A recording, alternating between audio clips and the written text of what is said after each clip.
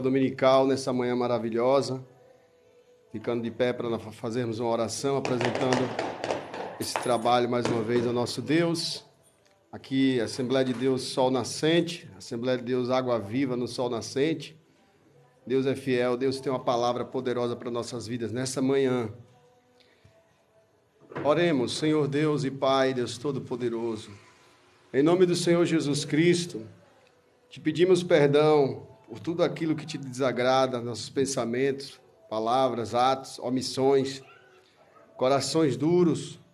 Muitas das vezes, meu Pai, meu coração precisa de tua restauração, tua regeneração.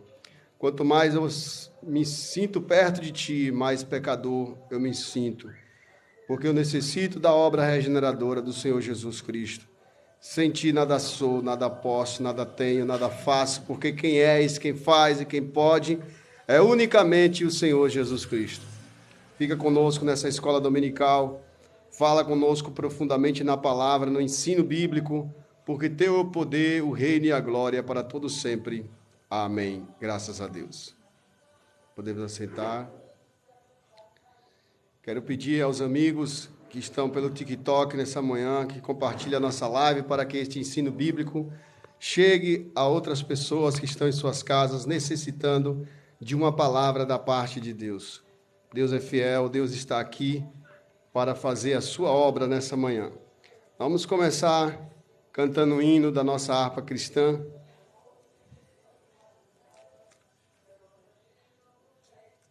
Glória a Deus. Louvado seja o nome santo do Senhor Jesus Cristo. Um momento sublime, um momento de louvar e agradecer ao Senhor por esta bênção nessa manhã. 124 da nossa harpa cristã. Adorai o Rei do Universo, terra e céus, cantai o seu louvor. Todo ser nu, grande mar submerso, louve ao dominador. Todos juntos o louvemos, grande Salvador e Redentor. Todos o louvemos,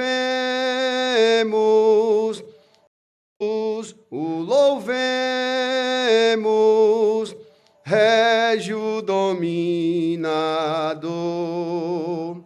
Adorai os anjos poderosos, vós que sua glória contemplais, vós remidos, já vitoriosos, graças render-lhes mais.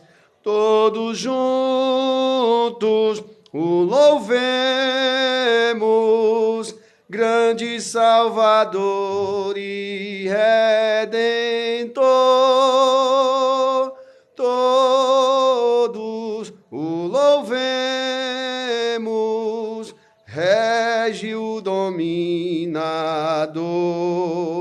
Sol e lua, coros estrelares, sua majestade anunciai. Hostes grandes, centos de milhares, o seu poder mostrai. Todos juntos o louvemos, grande Salvador e Redentor. Todos o louvemos, Régio dominador. Ventos, chuvas, raios, trovoadas, revelai o forte Criador. Vós dizeis, ó serras elevadas, quão grande é meu Senhor. Todos juntos o louvemos, grande Salvador e Redentor. Todos o louvemos, régio dominador. Altos cedros, gramas verdejantes, esta sinfonia aumentai. Aves, vermes, todo ser gigante, gratos a Deus louvai.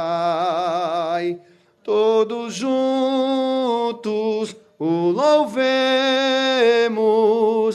grande Salvador e Redentor. Todos o louvemos, régio dominador. Homens, jovens, velhos e meninos, adorai ao vosso Redentor. Reis e sábios, grandes, pequeninos, dá-lhe verás louvor. Todos juntos o louvemos, grande Salvador e Redentor. Todos o louvemos, régio dominador. Glória a Deus. A Regiane mencionou? Tem algum hino que quer cantar? Fica à vontade. Deus é fiel. Vamos cantar outro hino da nossa harpa cristã. Tem um hino muito bonito, que eu gosto de cantar, de Marcos Antônio. Eu vou cantar daqui a pouco também ele, depois de nós cantarmos esse hino 115. Eu quero trabalhar para meu Senhor, levando a palavra com amor. Quero eu cantar e orar, e ocupado quero estar, sim, na vinha do Senhor. Trabalhai e orai, na seara e na vinha do Senhor. Meu desejo é orar, e ocupado eu quero estar, sim, na vinha do Senhor. Eu quero cada dia trabalhar, escravos do pecado libertar, conduzi-los a Jesus, nosso guia, nossa luz, sim, na vinha do Senhor. Trabalhai e orai, na seara e na vinha do Senhor.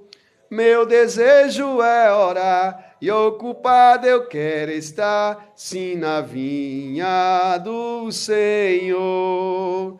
Eu quero ser obreiro de valor, confiando no poder do Salvador. Se quiseres trabalhar, acharás também lugar, sim, na vinha do Senhor.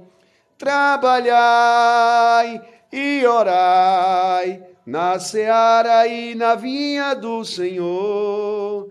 Meu desejo é orar, e ocupado eu quero estar, sim, na vinha do Senhor. O hino de Marcos Antônio que quero cantar nessa manhã, peço que você medite na letra desse hino. Eu pensei em me isolar, e o mundo não veio caminhei sem destino, no mundo perdido, e me angustiava por haver nascido, por sofrer. Meu peito explodiu, meu grito ecoou, eu queria encher o vazio da alma, mas as cores dos sonhos prendiam minha vida. Todavia Deus me amou e abriu enfim meus olhos e deixei os meus conceitos para ser o seu discípulo. Não sou mais um jovem triste de uma geração florida que nas drogas se escondem, protestando contra a vida. A liberdade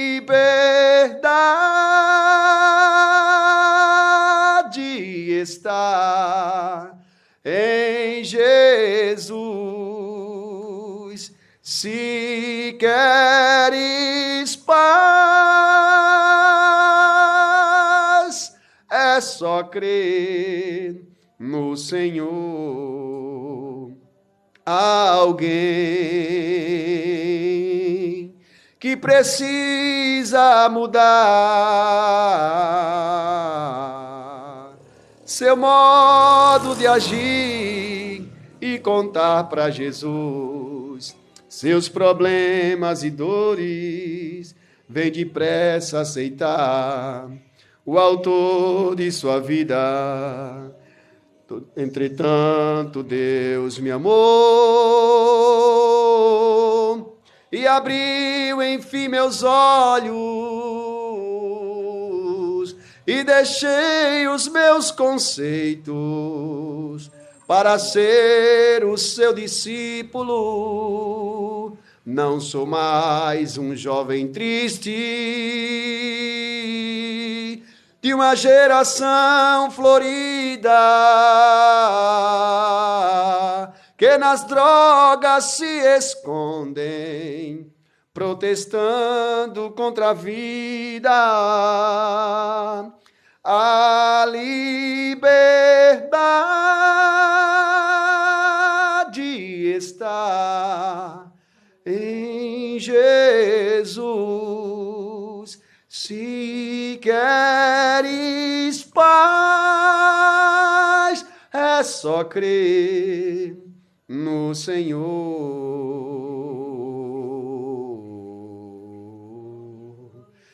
Crê em Jesus.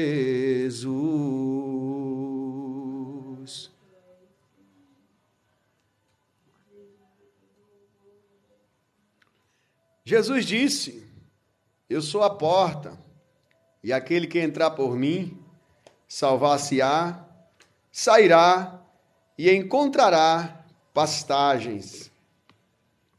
Na porta do mundo, você entra, mas ela tem algema, ela lhe prende. Depois que você entra, você fica numa cadeia. Mas na porta que é Jesus, você entra e sai. Você tem liberdade, porque Jesus é a liberdade.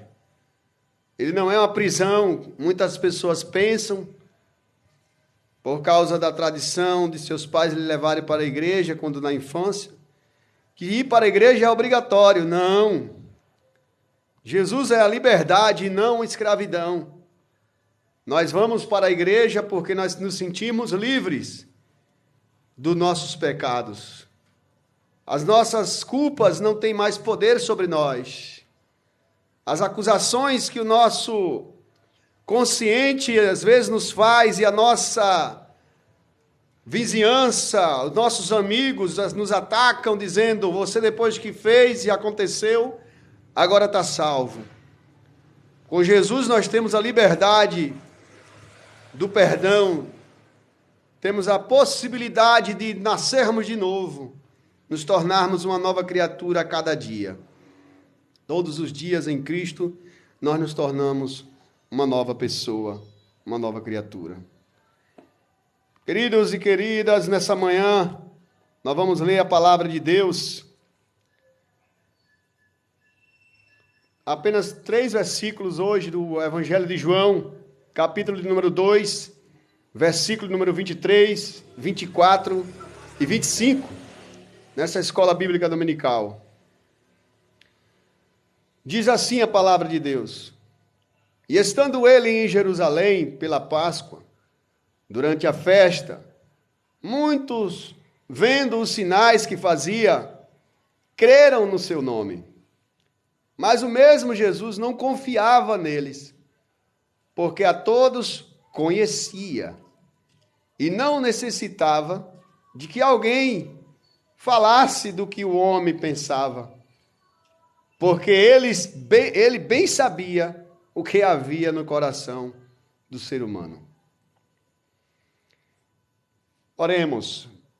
Pai amado, fala conosco nessa palavra, nesta manhã de ensino bíblico, em nome do Senhor Jesus Cristo. Opera um milagre de cura, prodígios, sinais e maravilhas, o milagre do novo nascimento. Esse é o maior milagre, Senhor, que o Senhor pode fazer em nós, o milagre do novo nascimento, a transformação de dentro para fora.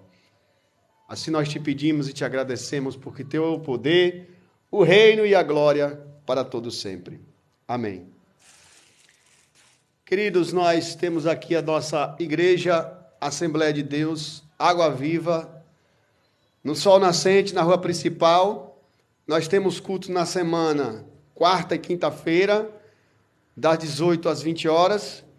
E temos nos finais de semana, sábado e domingo, 3 cultos no final de semana, sábado às 18 horas e domingo pela manhã às 9 horas e à noite às 18 horas. Esse trabalho começou aqui no Sol Nascente no dia 29 de dezembro de 2021. Temos apenas 6 meses aproximadamente fazendo esse trabalho evangelístico e fundando este ministério novo que é a Assembleia de Deus, Água Viva, na direção deste que vos fala, pastor Rogério Nascimento. E agradeço a Deus pela sua vida, por estar nos acompanhando pelas redes sociais, passando na rua ouvindo a palavra de Deus também. Nós estamos aqui bem localizados e você pode nos fazer uma visita. Nós temos aqui esse óleo consagrado, nós consagramos para uma obra de libertação. Aquela pessoa que está na sua família, que está talvez até nas drogas, pessoa que está rebelde, pessoa que está doente também, às vezes a enfermidade é uma enfermidade espiritual. O paralítico do tanque de Betesda havia 38 anos paralítico e era uma enfermidade espiritual. Quando Jesus o curou, disse: não peques mais para que não te suceda algo pior. Então, era um espírito que era alimentado por aquele homem que estava doente, com suas pernas doentes, e não podia andar. Às vezes a pessoa está sendo vítima de uma obra de feitiçaria, de bruxaria, magia negra, simpatia. A pessoa está sem dormir direito, está com pesadelos na madrugada, pesadelos noturnos, toma remédio controlado, é viciada no remédio da tarja preta. Você pode vir adquirir o seu óleo ungido da libertação nessa manhã e passar nas roupas da pessoa que você tem na sua casa que está com problema. Pode entrar, minha irmã. A pessoa já começou. Já. Pronto, dá tempo. Mas se quiser ficar, não tem problema se quiser entrar. Não tem problema, não. Pode ficar à vontade. É. Mas aí vai de cada um. Se a senhora tiver... Eu acho assim que a gente tem que ter reverência. Pronto. Amém. Amém. Que Deus abençoe. Estou no aguardo. Então, a pessoa que tiver com seu problema espiritual, na sua família ou até você mesmo, e às vezes você tem vergonha de encarar de frente esse problema, mas Deus está chamando os corajosos, as pessoas que têm coragem de vencer. Os covardes não vão vencer. É tanto que no texto de Apocalipse diz que os covardes não herdarão o reino dos céus. É a covardia espiritual, não enfrentar a realidade que está vivendo. Às vezes você tem uma doença que não é resolvida pelos médicos. Tira raio-x, faz ultrassonografia, faz um exame, faz outro e não resolve, a dor não passa. Você vai levar o seu óleo ungido e vai colocar nas suas roupas, vai colocar no seu sapato, vai colocar na sua casa e Deus vai fazer uma grande obra na sua casa, eu creio, em nome do Senhor Jesus. Nós temos também o projeto da construção do templo, que vai ser aqui na rua principal também. Não sabemos o tempo, mas o tempo, nós estamos no tempo de Deus. O tempo de Deus é o Kairos, o tempo do homem é o Cronos. Pelo tempo e pela vontade do homem, nós estaríamos no templo maior e com muita gente agora. Mas pela vontade de Deus, permissiva, no tempo dele, nós estamos começando. E quem nasce grande, já diz o ditado, quem nasce grande é monstro. A gente nasce pequenininho, né? Um sêmenzinho pequenininho penetra no ovo zigoto da mãe e se torna um corpo humano. Tudo tem um tempo. E nós estamos começando com 6 meses de gestação e a obra do Senhor está acontecendo. Se você sentir de Deus também, de contribuir com a sua oferta de amor, você pode estar adquirindo o seu envelope da construção do templo e o seu óleo consagrado. Você vai querer agora? Tá bom. Deus abençoe em nome do Senhor Jesus. Nós temos também o envelope do dízimo, da oferta. A gente não cobra dízimo, mas as pessoas aprenderam na Bíblia que o dízimo agrada ao Senhor. Então, se você quiser dar o seu dízimo, a sua oferta, também você fica à vontade. Em 2 Coríntios, capítulo 9, versículo 7, está escrito: cada um contribua conforme Deus colocar no seu coração, não com tristeza e nem por necessidade, porque Deus ama o que dá com alegria. Se você está dando para ajudar a obra de Deus, não é assim que se oferta, não é assim que se dizima. A obra de Deus não é por necessidade, não é por necessidade, é por alegria, pela sua espontânea livre vontade de glorificar ao Senhor com os seus dízimos e as suas ofertas. Você sente de Deus de fazer isso? Você vai fazer isso.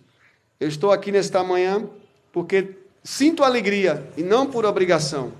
Sinto alegria em levar a palavra de Deus de graça, porque recebi ela de graça. Então, de graça recebi e de graça eu passo, pois isso é um mandamento do nosso Senhor Jesus Cristo. Vamos à ministração da palavra de Deus nessa manhã. Qual é o ministério que a senhora faz parte, Regiane? A Assembleia de Deus. A Assembleia de Deus é um ministério pentecostal, avivado, e um ministério da palavra. O ministério batista tradicional é um ministério da palavra. Todo assembleano tem um pouco de batista, tem um pouco de presbiteriano. Você era batista tradicional ou avivada? Avivada. Todas as igrejas hoje pentecostais, elas vieram do ramo do protestantismo, que fora de Martinho Lutero. Martinho Lutero, no ano de 1514, por volta do ano de 1514, ele escreveu as 95 teses na porta da Igreja Católica, ele sendo padre, lá na cidade de Wittenberg, na Alemanha, e uma das acusações que ele fazia contra a Igreja Romana era sobre a cobrança de ofertas e dízimos e indulgências exagerada. Isso levou com que o povo se despertasse e parasse de oferecer tanto sacrifício para a instituição em prol da absolvição dos seus pecados. A igreja romana ensinava que a absolvição dos seus pecados era adquirida através da quantidade de ofertas de indulgências que eles davam. Então, Martinho Lutero via aquilo como uma exploração ao pobre e à viúva. Estava ferindo o ensino do Senhor Jesus Cristo, que dizia para ajudar os menos favorecidos. E em Tiago, capítulo 1, versículo 27, diz que a verdadeira religião e pura, em outros textos dizem imaculada, é visitar os órfãos e as viúvas nas suas necessidades. O verbo da verdadeira religião é visitar. Visitar. Se uma igreja não leva a palavra até a pessoa que está necessitada, essa igreja não faz parte da verdadeira religião. Às vezes a gente ouve até líderes falarem assim, que ele não é uma pessoa, ele não tem religião, e que a religião é um mal no mundo. Eu acredito, eu vejo, que essa interpretação de dizer que a religião é um mal no mundo é uma interpretação altamente equivocada.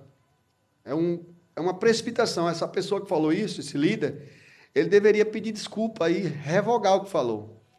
Estornar o que ele falou e falar corretamente. Porque a palavra religião, ela vem do latim, que é pronunciada de religare. Religare. E religare significa o seguinte: ontem aqui nós fizemos uma religação. Essa lâmpada aqui não existia, a gente religou o fio azul no fio verde para botar essa lâmpada. Então estava desligado. A energia dessa lâmpada estava desligada, então a gente religou. Religião significa isso, religação. E religação com quem? Religação com o Criador.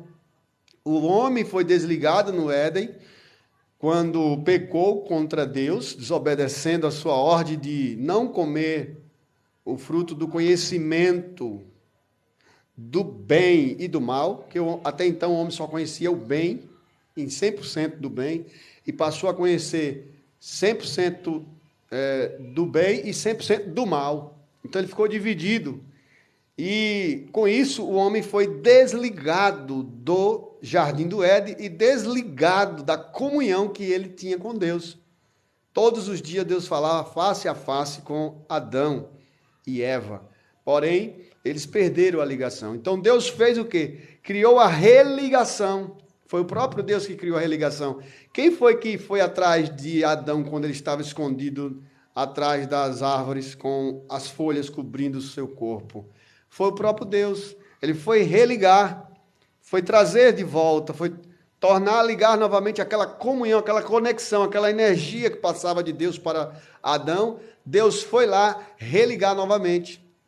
E Deus sempre falou por símbolos. Deus fez o quê? Pegou um cordeiro, que era o símbolo de Jesus, estava apontando para Jesus que iria ser sacrificado como cordeiro de Deus para tirar o pecado do mundo, religar novamente a humanidade a Deus, ao Pai. Mas Cristo Jesus sempre esteve na humanidade. Não pense que Jesus veio só depois de 2.000 anos ou 4.000 anos depois que o homem pecou. Cristo Jesus sempre se manifestou com o Pai desde a fundação do mundo. É tanto que está escrito em João, capítulo 1, versículo 1, que no princípio era a palavra, o verbo, ou o logos, em grego. Logos significa aquele que é a retidão, a lógica. Tudo que está fora dos trilhos não pertence à lógica. Quando a pessoa está em pecado, ela está fora da lógica, fora de Cristo, fora de Jesus, fora da palavra. Então, ele sempre esteve com o Pai atuando, porque ele é Deus.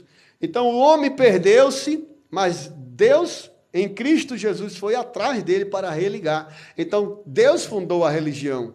E a verdadeira religião é aquela que obedece à vontade de Jesus Cristo. Então, essa palavra religião, ela é de Deus, não é? Agora, porém, o inimigo espiritual também tem a religião dele. E ele gosta de fazer com que as pessoas sejam religadas ao próprio homem, como se o homem fosse Deus, ou ao próprio espírito das trevas, como se ele fosse Deus. Os deuses deste mundo cegaram o entendimento dos incrédulos, daqueles que não querem nem acreditar. O inimigo ele não consegue cegar o entendimento das pessoas, ele consegue cegar o entendimento dos incrédulos. Ou seja, a pessoa está decidida no seu coração em não crer, então não tem como ela acreditar, porque é ela que não crê. O inimigo não pode forçar uma pessoa a não crer. Ele pode potencializar a descrença dela. Ela já tem a descrença, então ele vai fortalecer a ela não acreditar, porque ela escolheu. Escolher acreditar ou não é do ser humano. Deus deu essa liberdade para ele. Porém, não deu livre-arbítrio, como muita gente diz que Deus dá livre-arbítrio. Não. Bom dia. Se Deus desse livre-arbítrio, a pessoa poderia, no dia do juízo final, dizer assim: não, eu não quero ir para o inferno. Eu tenho livre-arbítrio de escolha.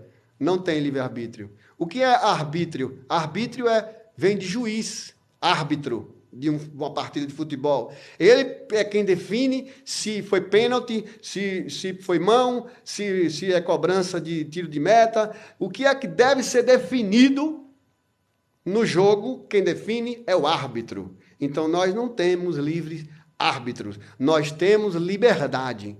Deus nos chamou para a liberdade, porém Paulo diz assim: meus irmãos, não useis da vossa liberdade que vós foste chamado para dar ocasião à carne.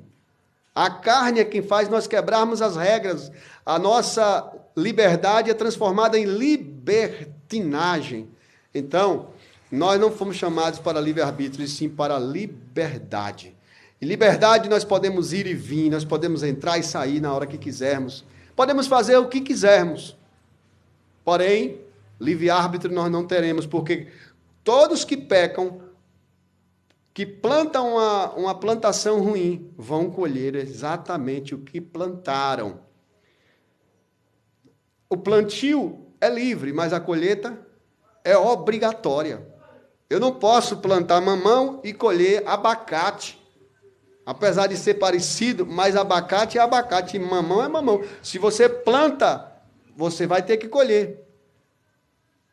Você pode plantar o que você quiser. Hoje, nessa manhã, nós estamos plantando a palavra de Deus. Maurício, hoje à noite tem culto, viu? Está convidado. Então, meus queridos e queridas, vejam bem. A palavra do Senhor Jesus Cristo, nessa manhã, depois da transformação da água em vinho que Jesus transformou, na festa das bodas de Caná da Galileia, e depois da expulsão dos cambiadores, que Jesus expulsou os homens de dentro do templo que estavam comercializando dentro da religião de Deus, os homens estavam comercializando e o inimigo espiritual estava predominando lá dentro, cobrando altos impostos ao povo religioso, que era o dízimo, a oferta e a oferta de sacrifício. Jesus sabia o coração desses homens, pois eles eram exploradores. Os saduceus eram exploradores. Os saduceus criavam bois nas suas fazendas para vender no templo e fazer comércio com a palavra de Deus. No Antigo Testamento, Deus criou uma forma das pessoas levarem suas oferendas de sacrifícios, e as pessoas levavam bois das suas fazendas para sacrificar no templo. Mas aí os saduceus oportunistas criaram uma lei que só podia comprar o boi agora se fosse lá do templo, que era um boi sagrado. Olha que mentira. E Jesus vendo tudo aquilo. Até uma rolinha, uma pombinha, o fiel não podia criar no seu próprio patrimônio, na sua própria roça, para levar para lá para o templo. Ele tinha que comprar lá no templo. E outra, para comprar lá no templo, ele tinha que comprar uma moeda na casa cambial. Tipo, você tem R$5, você quer comprar $1. Você não compra $1 em qualquer lugar, você tem que ir na casa cambial. Aqui em Salvador tem a casa cambial. Você quer comprar euro, você tem que ir na casa cambial. O sumo sacerdote, que era nessa época aqui Caifás, que substituiu Anás, que era o sacerdote mais velho, ele era o dono, o administrador, melhor dizendo, a mando do rei da Síria, porque Israel era dominada pelos sírios nessa época, e tinha uma moeda chamada tetra dracma síria. Tetra vem de quê? Tem o campeão, bicampeão, tricampeão e tetra vem de 4. Tetracampeão. Tetradracma síria. Tem uma moeda chamada dracma, essa vocês conhecem. A dracma era uma moeda inferior à tetradracma. Repare como os caras jogavam. Tinha uma moeda sagrada. E só com essa moeda que se podia comprar o animal sagrado. Se a pessoa chegasse com 5 dracmas, eu quero comprar. Não, primeiro você tem que ir lá na casa cambial trocar o dinheiro. Olha o processo, olha a burocracia, olha o protocolo. Então a pessoa tinha que seguir à risca as leis que eram pré-estabelecidas pelo império religioso daquela época. Então essa religião aqui, sim, era a religião do mal. Não que o judaísmo fosse do mal. Jesus não veio fazer um outro judaísmo ou veio reformar o judaísmo. Ele veio expulsar os malditos que estavam dominando na religião, os falsos pastores. Os homens que se vestiam de pastores para explorar o pobre e a viúva. Existiam 4 moedas e a quinta era a mais poderosa, que era a tetradracma síria.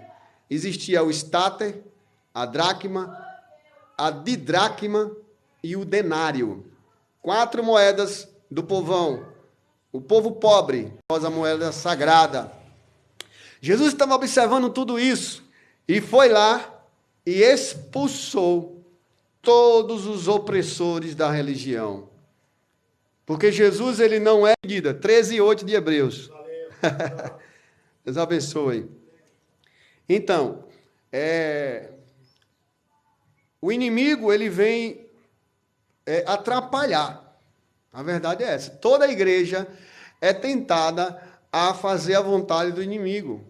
Que ele entra nas igrejas para conturbar, sabe? Para bungar a água. A água está cristalina, tá? Dá para ver até o fundo e os peixes. Aí ele vem e bagunça para você não ver a realidade de Deus. É tanto que ele tentou até Jesus, para que Jesus quisesse o poder religioso, o poder da liturgia. Fizesse prodígios para que as pessoas ficassem encantadas, não por Jesus ser o salvador das suas almas e queria as conduzi-las para a eternidade, o paraíso, o céu, mas sim apenas por estarem admirados pelos milagres e prodígios, tipo um espetáculo. O inimigo, ele quer fazer shows pirotécnicos, malabarismo, coisas fantásticas, para que as pessoas foquem no fantástico e não em Cristo Jesus, que é o Salvador. O inimigo, ele quer que se pregue poder, cura e milagres. Jesus quer que se pregue arrependimento e salvação dos pecados. Salvação e arrependimento é quase a mesma coisa, mas salvação no sentido de ir para o céu, porque não adianta a pessoa se arrepender e ficar aqui mesmo. Arrependimento e aponta para a vida eterna. O inimigo não, ele aponta os prazeres daqui da terra, as coisas fantásticas daqui da terra, para você ficar só aqui. Aí ele inventa que a pessoa vai reencarnar em outro corpo, vai nascer em outro corpo. Começa a inventar uma série de mentiras. E por isso que ele diz assim a Jesus: te joga de cima a baixo desse pináculo do templo. Está vendo? No templo. Mas Jesus estava em jejum, 40 dias, 40 noites. Jesus era Deus e Jesus conseguiu vencer a Satanás frente a frente com apenas a palavra. Você quer vencer Satanás? Você vence com a palavra. Porque Jesus é a palavra. Está escrito, Satanás: não tentarás o Senhor teu Deus. Na verdadeira religião, nós não procuramos apenas sinais, prodígios e milagres.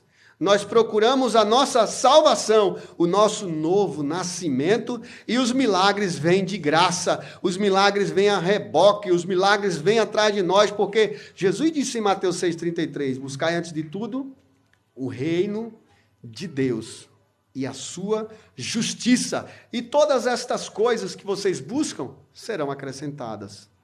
O milagre vai ser acrescentado, o sinal, o prodígio, a maravilha, tudo isso vai ser acrescentado. Eu não vou obedecer à ordem de Satanás, que manda eu fazer shows pirotécnicos religiosos para atrair multidões, mas eu irei fazer o anúncio da palavra de Jesus Cristo, que é essa que salva, cura e liberta. Às vezes a gente diz assim, nesse ministério não tem milagre, eu não vejo sinais, o tempo de milagre é de Deus. Quem faz o milagre não é o pastor, quem faz o milagre é Deus. O tempo de fazer o milagre é dele. E o principal aqui é o anúncio da palavra de salvação, porque milagre não converte ninguém. Você sabia, Regiane? Milagre não convence, não converte. Sinais, prodígio, maravilha, não converte ninguém. Apenas encanta. Apenas confirma que o que está se pregando é a verdade. Mas o que transforma o ser humano de dentro para fora é o Espírito Santo, quando ele acha lugar no arrependimento, na escolha de crer daquela pessoa, crer para arrependimento. E não crer apenas com a mente. Crer com a mente, muitos acreditavam e obedeciam até às leis, mas não entrava pela porta da graça. Obedecia às leis, mas as leis não salvavam. A lei não salvava ninguém. O que salvava era a graça. E a graça já estava na lei, porém os homens preferiam viver a lei sem a graça. Por exemplo, os sumos sacerdotes viam o homem sentado à beira do caminho, ou do tanque de Betesda, aleijado. Todos diziam, esse deve ter pecado. Viviam pela lei. Nem ajudavam, nem davam um empurrãozinho. A graça é aquele empurrãozinho, é aquela ajuda a mais que a pessoa está necessitando. A graça faz isso. A lei não, a lei leva ao pé da letra. Julga ao pé da letra, ele tem que morrer aí. 38 anos o cara esperando. Imagine, eu tenho 39 anos, imagine, desde o dia que eu nasci até agora, esperando alguém me dar uma chance de eu ser curado naquele tanque. O homem já estava idoso, porque provavelmente quando ele pecou e as suas pernas ficaram imobilizadas, ele já tivesse mais de 20 anos, e 20 com 38, 58, então ele estava ali, acabado, com a sua vida já passada, e todos os saduceus, fariseus, escribas, amigos, pessoas, ninguém empurrava, então ele disse, ninguém me ajuda.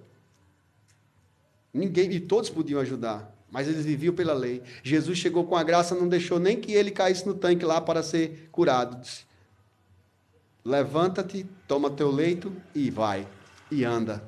Os homens estavam mais preocupados em condená-lo pela lei, quando viram o aleijado andando, eles disseram, hoje é sábado.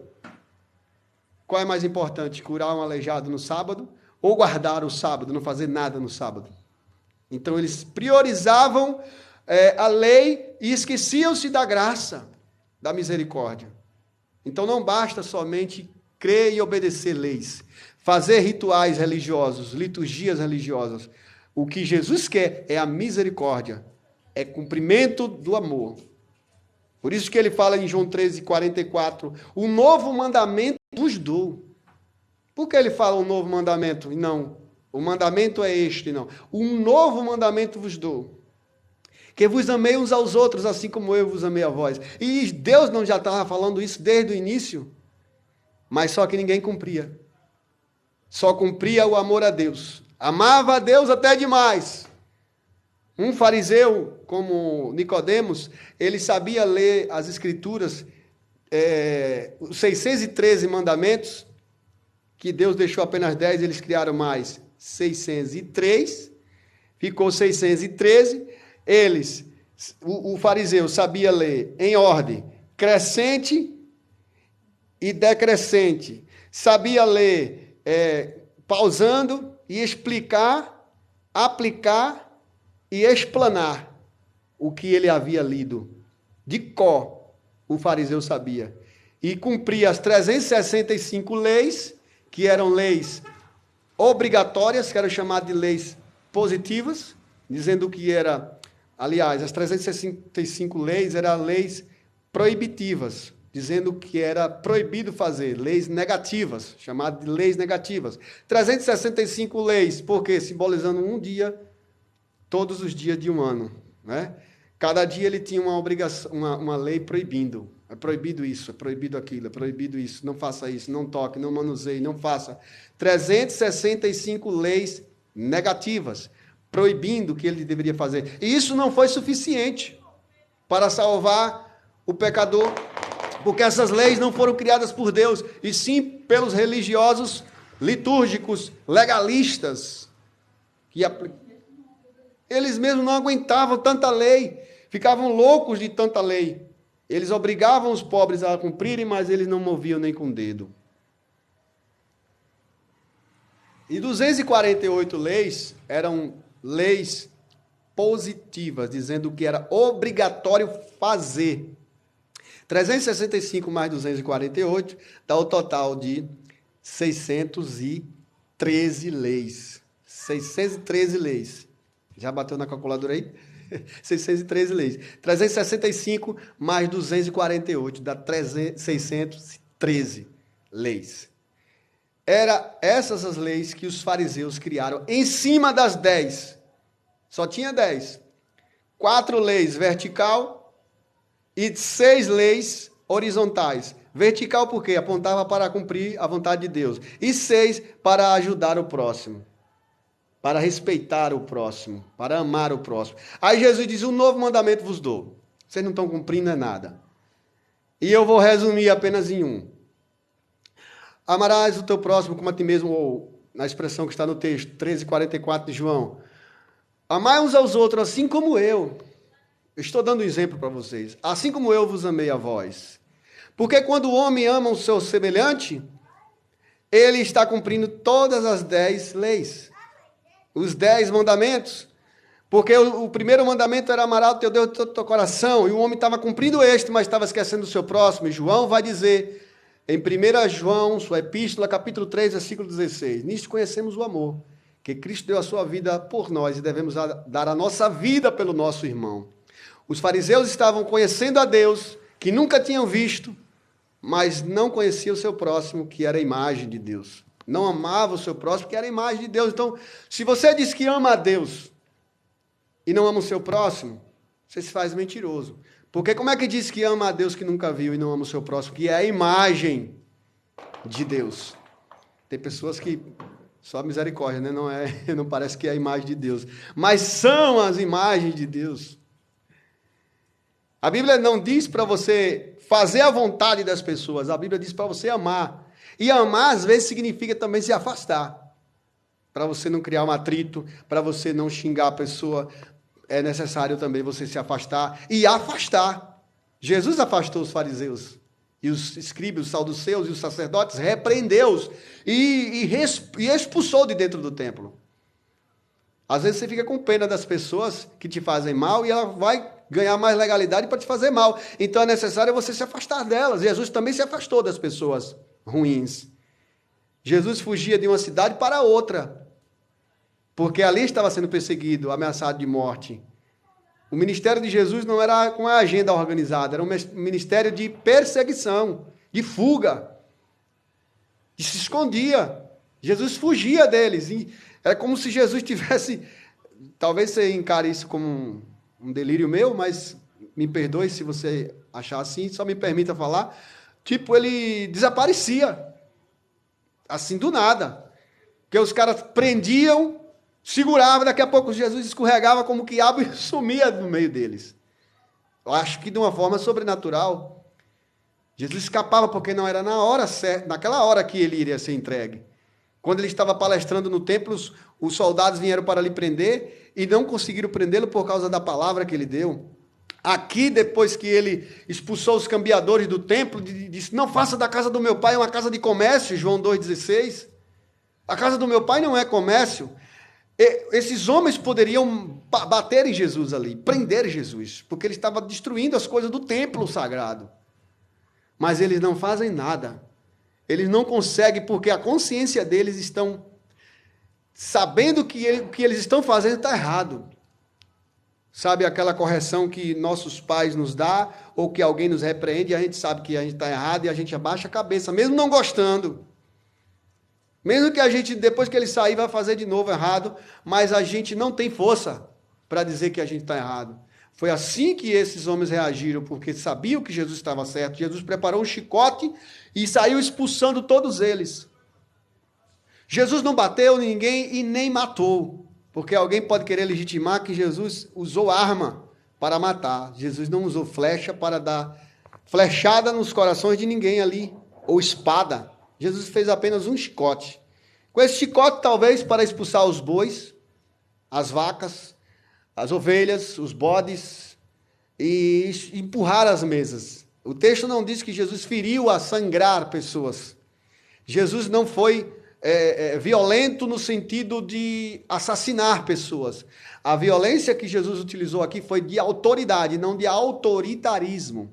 Autoritarismo é quando a pessoa está errada e quer estar certa e quer impor autoritarismo sobre as pessoas. Deus não faz isso, Deus não é autoritarista, Ele repreende aqueles que o amam. Então tem pessoas na nossa vida que nós, com amor, devemos exercer a autoridade e o afastamento. Em 1 Salmo capítulo 1 diz que bem-aventurado é o ser humano que não anda segundo os conselhos dos ímpios, nem se detém no caminho dos pecadores, nem se assenta na roda dos escarnecedores. Então, é para nós nos afastarmos da roda dos escarnecedores. Se formos até eles, temos que levar à luz a palavra.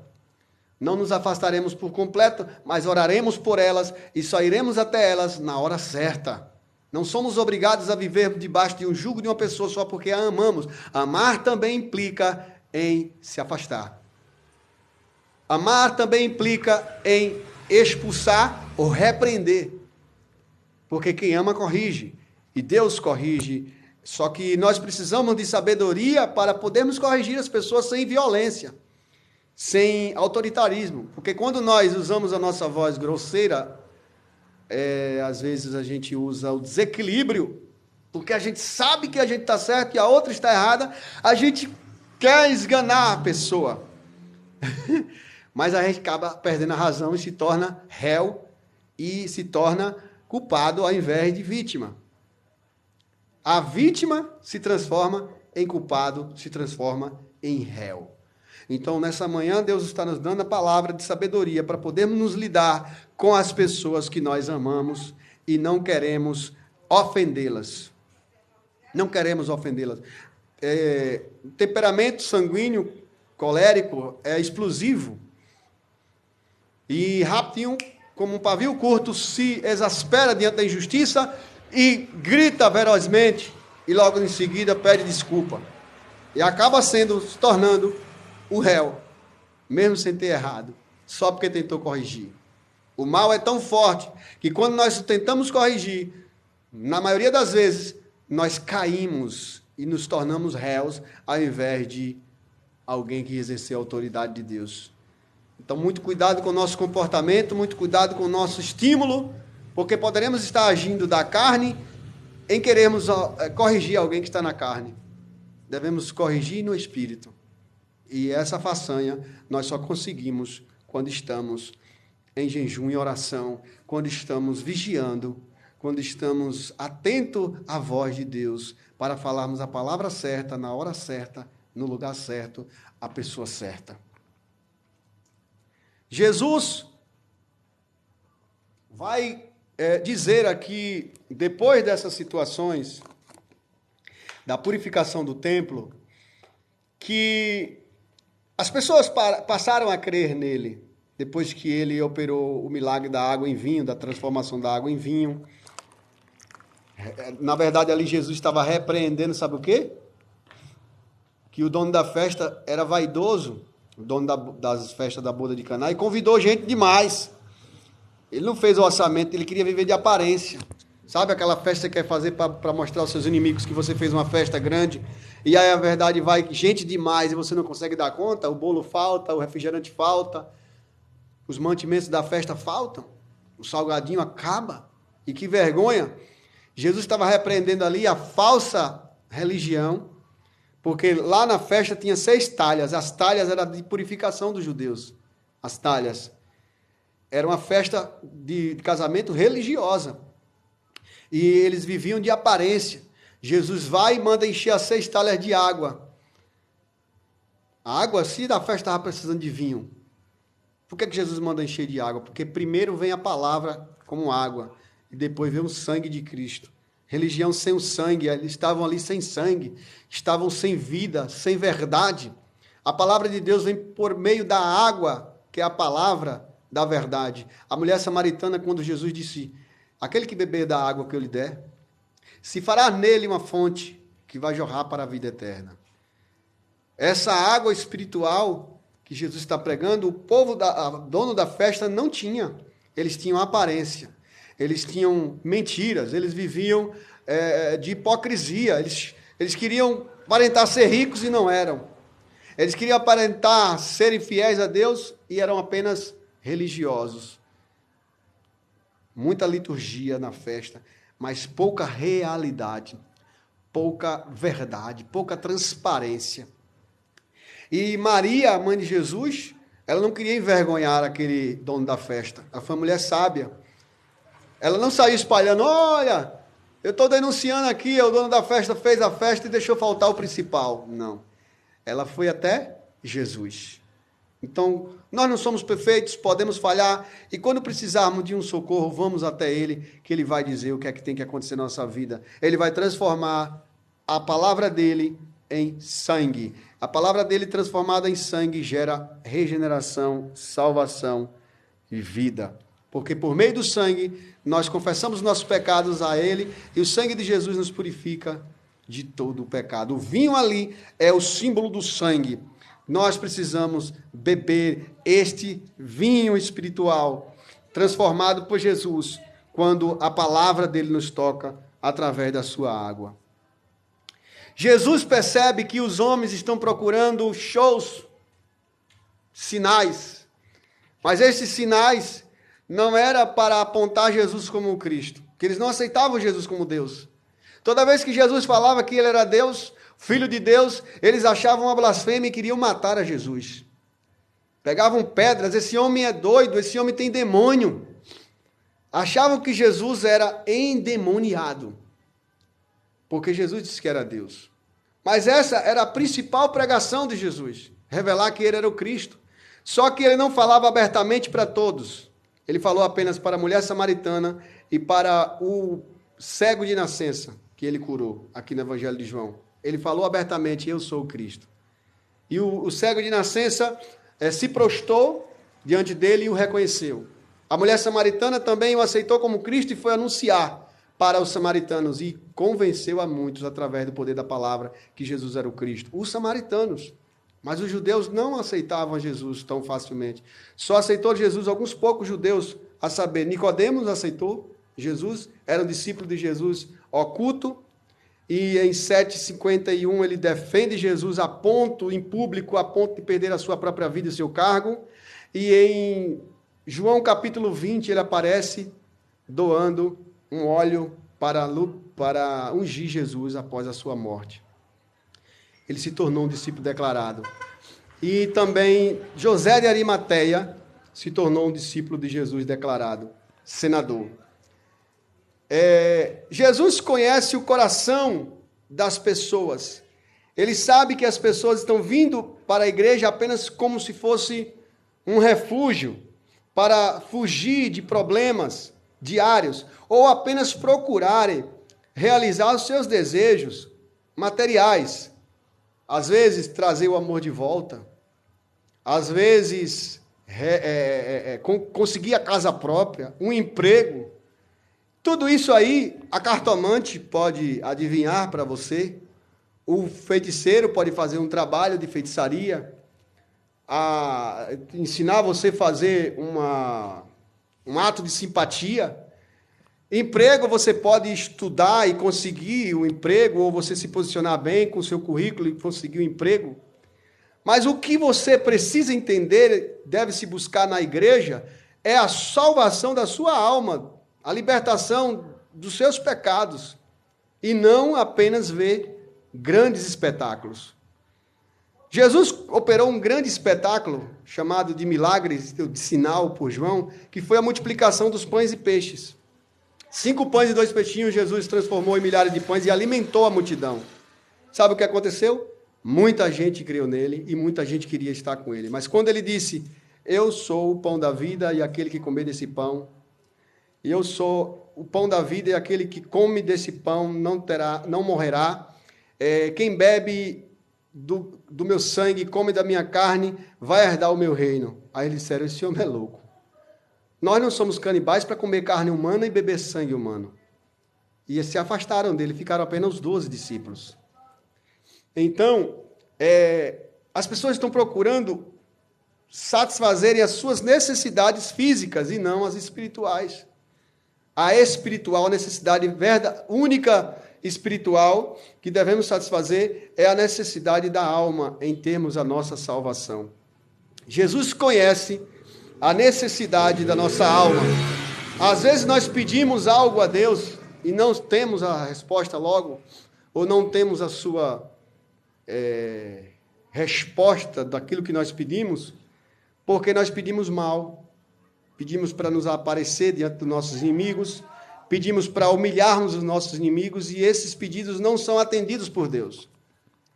O que Deus atende-nos é a necessidade da nossa alma. Aqui no versículo de número 23, capítulo 2, diz, estando ele em Jerusalém pela Páscoa, durante a festa, muitos vendo os sinais que fazia, creram no seu nome. Mas creram como? Apenas para tirarem proveito dele, para fazer amizade com ele, pensando que ele ia ser o presidente de Jerusalém, ou de Israel, o governador, o rei. E aí imaginavam, ele vai dar um cargo para mim. Talvez Judas Iscariotes pensasse que Jesus ia lhe dar um cargo de presidente do Banco Central de Israel. Olha, o cargo que eles queriam eram cargos terrenos. Eles comparavam Jesus como o Judas Macabeus, que venceu os sírios, na época que os sírios invadiram Jerusalém, e dominaram através de Judas Macabeus, que era filho de um sacerdote chamado Matatias. Isso no ano 168 antes de Cristo. Então, pensavam que Jesus fosse um líder revolucionário. Depois desse texto aqui, você vai ver que muita gente vai começar a seguir Jesus interessado nos poderes que ele estava exercendo.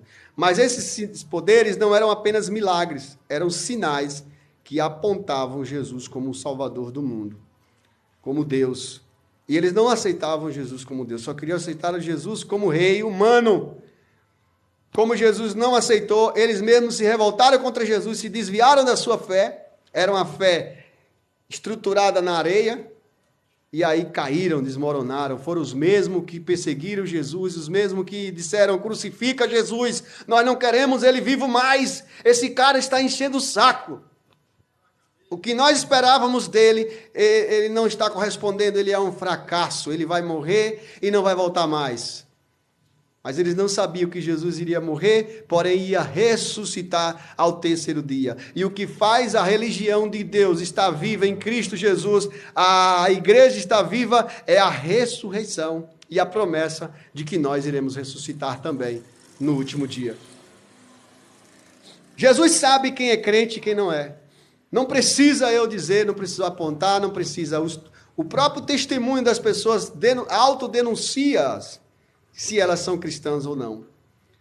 Foi feita uma pesquisa do IBGE no ano 2010 aqui no Brasil, que 80% da população brasileira se declara cristã. E dentre esses 80%, em 2010, 22% se declaravam evangélicas. Ou seja, de 80%, apenas 23% haviam provavelmente nascido de novo. Em 2016, o IBGE lança outra pesquisa, que os evangélicos cresceram em 7%, 7 pontos percentuais, foram de 22% para 29%. Aumentou o número de fiéis evangélicos. E os católicos diminuíram no mundo em mais de 9 milhões de católicos. Porém, dentre esses 29% evangélicos, 12% hoje se declaram não religiosos, que não têm nenhuma religião. Desistiram de ter religião. E o sociólogo da USP de São Paulo, ele disse, é Brandi o nome dele, ele disse que hoje a pessoa pode ter religião e amanhã não.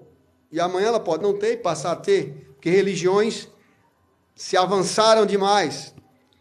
Ao contrário do que o sociólogo Max Weber disse, que no século XXI as religiões iriam sumir, porque as pessoas iriam totalmente depender da tecnologia.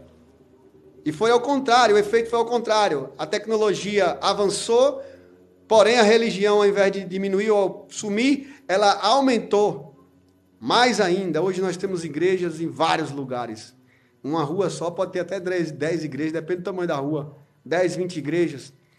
Igrejas, as pessoas congregam até em suas casas. Tem também as religiões afro que estão ascendendo através da tecnologia, do TikTok, dos meios de comunicações diversos, Facebook, YouTube, enfim.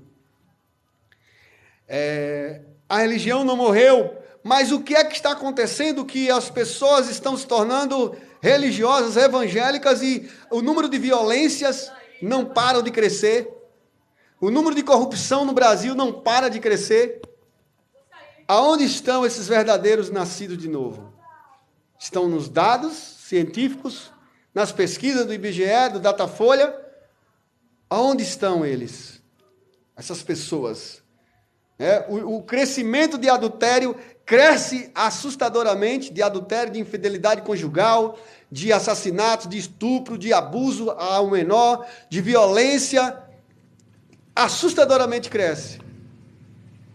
E onde estão esses 80% cristãos do país cristão? Não basta somente professar a palavra de Deus, eu sou cristão. Não basta somente dizer, eu tenho Jesus desde que nasci. Não basta somente dizer, eu sou evangélico e não ter nascido de novo. Jesus conhece o nosso coração. O que Jesus disse a Nicodemos. Nicodemos estava atrás de Jesus, encantado com o sinal que ele operou. Transformar água em vinho? Ninguém faz isso, só Deus. É um milagre tanto quanto o mesmo milagre de fazer alguém ressuscitar. Depois de 4 dias de morto. Ninguém consegue fazer isso, transformar água em vinho. Jesus fez esse milagre e isso encantou Nicodemos. Por isso que Nicodemos foi até Jesus e disse, sabemos que tu és mestre vindo de Deus. Não disse, sabemos que tu és mestre e é o próprio Deus. Vindo de Deus, ou enviado de Deus. Porque ninguém faz esses sinais que tu fazes se Deus não for com ele. Aí Jesus diz a Nicodemos, necessário vos é nascer de novo. Aí a pergunta é, o que é que tem a ver o elogio que Nicodemos dá a Jesus? Sabemos que tu és mestre vindo de Deus, porque ninguém faz esses sinais que tu fazes se Deus não for com ele. O que é que tem a ver com necessário vos é nascer de novo? É como se Nicodemos viesse por cima e Jesus viesse por baixo. Com outro assunto bem diferente. Em outra expectativa bem diferente. Na contramão. Parece que Jesus não tem, assim, aquela lógica da conversa. Jesus não segue o roteiro da conversa. Jesus não é induzido pela conversa. Não tem conexão nenhuma o que Jesus está falando com a conversa de Nicodemos. Porque Jesus sabia o coração de Nicodemos. O que Nicodemos estava atrás ali era apenas de fazer uma parceria com Jesus para encantar o povo religioso. Esse cara faz milagre, eu tenho que ficar perto dele. Esse cara faz sinal, eu tenho que ficar perto dele, que é para ver se a gente consegue atrair mais pessoas, consegue ganhar dinheiro com isso. Nicodemos era um homem rico na religião, era um homem que tinha poderes religiosos. Além de poder, dinheiro, e ele queria mais. Jesus diz, necessário vos é nascer de novo. E também Jesus via a alma de Nicodemos cansada, com tanta obrigação, com tanta lei. 613 leis não era brincadeira. Quando, na verdade, Jesus estava mandando apenas cumprir uma, que é amar o próximo como a si mesmo.